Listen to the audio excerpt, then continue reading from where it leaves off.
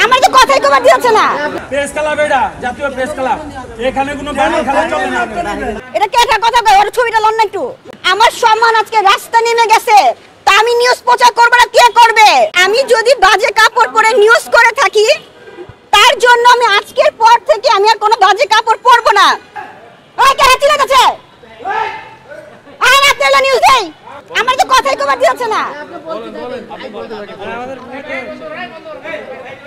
ওই বাইরে না, বাইরে চলেন।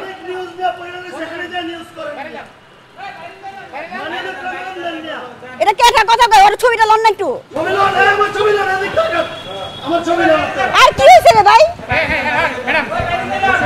বাইরে চলেন না, বাইরে চলেন।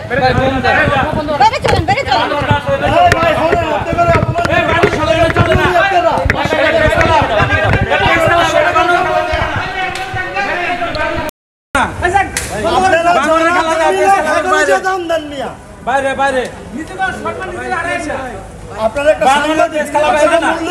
প্রেস ক্লাব এটা জাতীয় প্রেস ক্লাব, এখানে কোনো ব্যানার খেলা চলে না। ব্যানার খেলা চলে না, বুঝেন না? কেন ওনারটাই নিবেন? কি হয়ে গেছে ভাই? আরো তো অনেক লোক আছে ভাই। আজকে রাজনীতির যে অবস্থা, আজকে রাজনীতির যে অবস্থা, আপনারা রাজনীতির যে প্রেস ক্লাব ওইগুলা কভার করেন। আপনার কারণে সোশ্যাল মিডিয়াতে কেউ ঢুকতে পারে না। আপনি অশ্লীল পোশাক পরে এই থেকে প্রতিবাদ সবাই করছে, এই বিষয়ে আপনি কি বলবেন? আমি আপনাকে সেটাই বলেছি যে আমি যদি বাজে কাপড় পরে নিউজ করে থাকি, তার জন্য আমি আজকের পর থেকে আমি আর কোনো বাজে কাপড় পরবো না।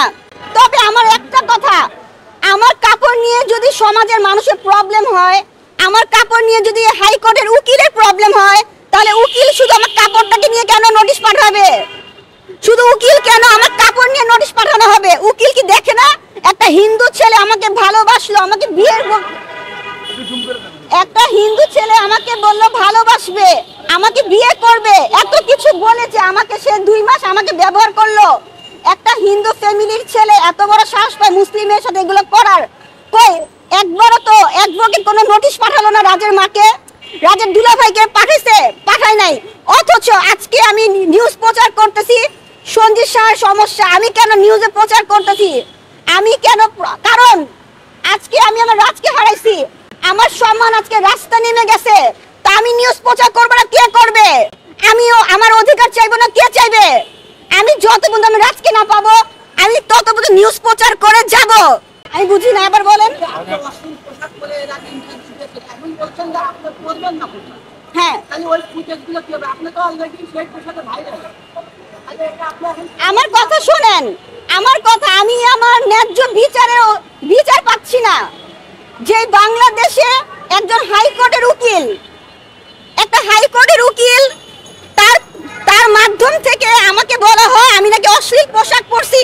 আমার কথা, একজন উকিল যদি আমার পোশাক নিয়ে কথা বলে, তাহলে আমার সাথে যে প্রতারণা হয়েছে এটার বিচার কেন উকিলরা করতেছে না?